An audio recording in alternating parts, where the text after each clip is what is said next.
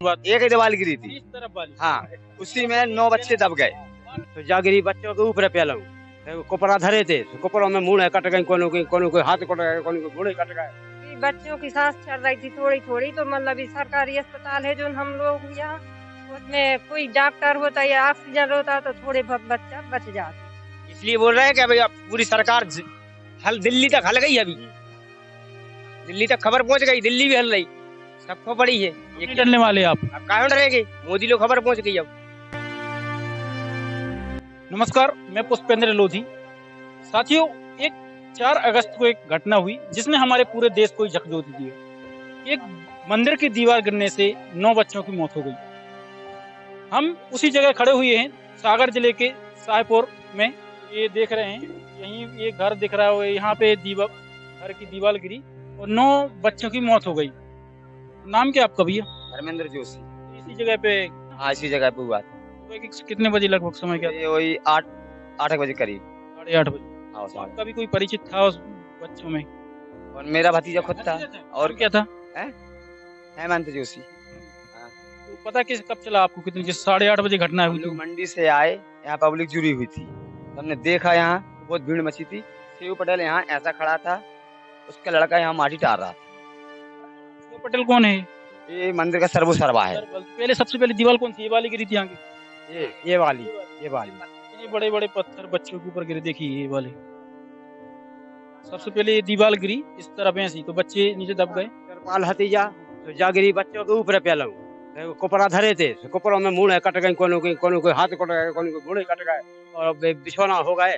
और जब तिरपाल ऊपर से गिरी तो सांस नहीं निकल गया है, सांस मुंह बुझ गई। और इसके बाद में फिर ऊपर से गिरी मटेरियल, तो बिल्कुल बच्चे फिसल गए। ये बरसाती, ये पूरा टेंट लगा हुआ था, तो इसके ऊपर दीवार गिरी। इसके ऊपर दीवार गिरी तो ये बच्चे इसकी दीवार, इस तिरपाल के अंदर थे, तो सांस निकलना बंद हो गया। बड़े बड़े पत्थर सब दब गए, पिछड़ गए, बिल्कुल पिछड़े उड़ गई। ये तो निकाले, कुछ न बचो तो शरीर में कुछ नहीं। मांस खा के लो, मांस निकालो। देखो ये खून, देखो ये खून, ये खून है, देखो बच्चों के सिर रखे रहने। इसकी हालत हो गई इसकी, देखिए बच्चे की क्या हालत हुई। क्या हाल हुआ हो तुम बताओ, हैं? बच्चों क्या हाल हुआ हो? आज ये भवन खुलो हो तो आज ये हादसा नहीं हो पाता। हो जाते बताइए। यहाँ पे शिवलिंग निर्माण हो रहा था, तो कच्चे मकान के अंदर बिठाने की जरूरत ही क्या थी? जब ये सामुदायिक भवन बना, देखिए यहाँ पे जस्ट सामुदायिक भवन, ये पक्का था, इसके अंदर बिठा के बच्चों टेंट। तो भैया सब खोला क्यों नहीं उस समय? इसमें बिजनेस चलता है, बिजनेस। इनका टेंट का खुद ही, इनका टेंट है, इन्हीं का टेंट इसका टेंट है, शिव पटेल का टेंट इसमें रखता है। डायरेक्ट लाइट लगा लेते हैं, फ्री की लाइट है, फ्री उनका टेंट है, उन्हीं का सब है। ये तो ढोंगी है। गांव वालों ने शिव पटेल, जिनके स्वामित्व में ये पूरी जमीन थी, जो इस सामुदायिक भवन में कब्जा की हुई है, लोगों का कहना है कि अगर ये सामुदायिक भवन खोल देते शिव पटेल तो शायद बच्चों के साथ ये हादसा नहीं होता। शिव पटेल ने इसलिए नहीं खोला कि उनका इसमें व्यापार चल रहा है सामुदायिक भवन में। लोगों का कहना है कि इसमें टेंट का सामान रखा रहता है और उसमें बच्चे की शादी भी, बच्चे की शादी के सामान भी इसमें रखे, मतलब पूरा उनका निजी स्वामित्व में चल रहा है शिव पटेल के। तो कहना है कि ये पूरा भर जाता है इनके सामान में, टेंट के सामान में। लेकिन अभी जब ये दुर्घटना हुई उसके कारण उन्होंने खाली कर दिया है। रात में खाली कर दिया, पूरा सामान भरा पड़ा था, दुर्घटना के बाद उन्होंने पूरा खाली कर दिया। और सामने 2 कमरा दिख रहा है भैया, वो कैसे? उन्हीं को सामान जो उनके लड़के के लाने शादी में मिलो तो दाज वगैरह जो मिलता है, सामुदायिक भवन में क्यों रख दिया उन्हीं को? सामुदायिक नहीं, नाम है अकेला सामुदायिक को, लेकिन कब्जा उन्हीं का है। कब्जा उन्हीं का है।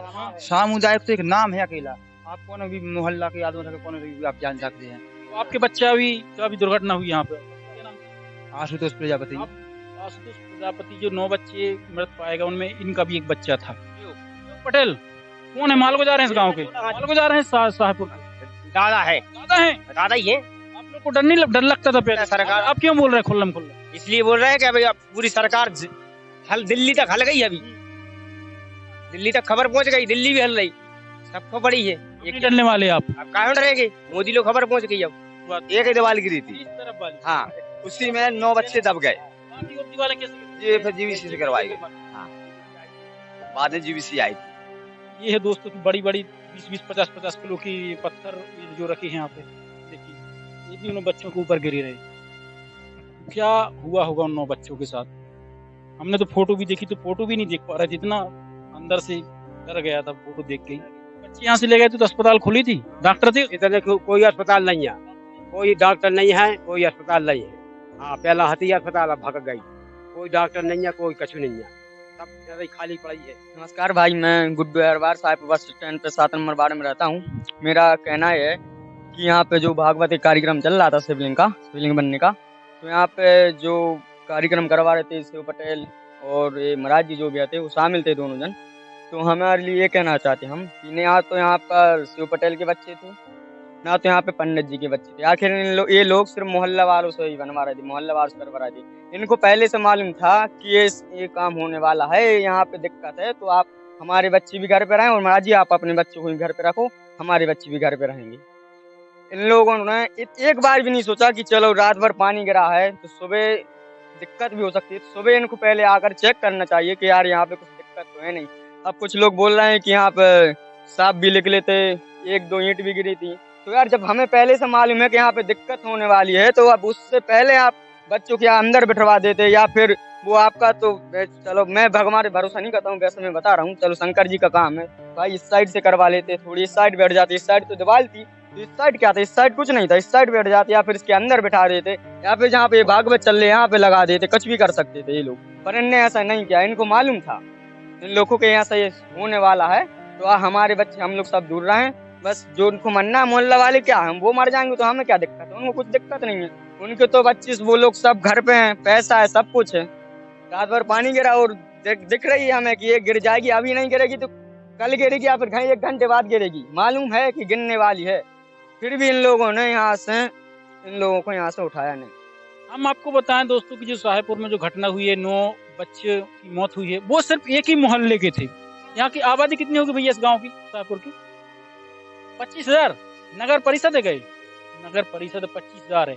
वो 9 बच्चे जो मृत पाएगा वो एक ही मोहल्ले के थे, आप लोग दूसरे मोहल्ले के थे? हमारे दूसरे मोहल्ले के कि बच्चों की सांस चल रही थी थोड़ी थोड़ी, तो मतलब ये सरकारी अस्पताल है जो हम लोग यहाँ, उसमें कोई डॉक्टर होता या ऑक्सीजन होता तो थोड़े बहुत बच्चा बच जाते। यदि सागर गए या दमोह गए, और एक ही 5-6 साल पहले एक डॉक्टर रहता और जो सिस्टरें रहती ना, तो जो क्वार्टर में रहती, अब ऐसा कल भी माहौल आ जाए तो न सिस्टरें आती, उनने कोई डॉक्टर आए, सीधी सागर ले जाना पड़ता। ऐसा लगा था जब आपने सुना था कि ये घटना हो गई आपके गांव में? हमें बहुत खराब लगा, तो हमारी जटोरी बन गई थी बिल्कुल। अब हमें कोई चित्त ने तो बिल्कुल यहाँ से लाट के भगवान जिसने कहा करे बब्बा तुम्हारे पापा।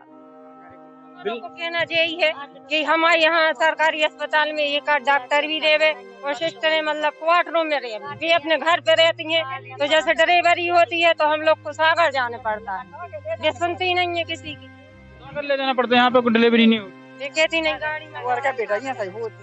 दोस्तों यही कहना है कि भैया जब ये सरकारी सामुदायिक भवन बना हुआ था तो भैया ये निजी स्वामित्व में क्यों चल रहा, क्यों इसमें व्यापार चला रहे? अगर ये सामुदायिक भवन खुला होता, इसमें सामान नहीं रखा होता, तो जो बच्चे इस घर के अंदर शिवलिंग निर्माण कर रहे थे वो इस सामुदायिक भवन के अंदर कर। लेकिन आज भी गांव में मालगुजारी शासन चल रहा है कि भैया सरकारी तो भवन है लेकिन उसमें निजी व्यापार अपना चला रहे हैं। तो कहीं ना कहीं सरकार की ये ढीलाशाही समझ में आती भैया। ये एम्बुलेंस भी 2-3 घंटे बाद पहुंची, पुलिस भी बाद में आई, जेसीबी जब गांव वालों ने पूरी ईंटें वगैरह हटा दी, इसके बाद जेसीबी आई। जनता में काफी नाराजगी। अब देखना ये होगा कि क्या मोहन यादव जी सिर्फ कलेक्टर एसपी का ट्रांसफर करने के बाद ही इस मामले को रफा दफा कर देंगे, जब वाकई इस दुर्घटना में जो दोषी पाया जाता है उनके ऊपर सख्त कार्रवाई होगी या फिर नहीं होगी।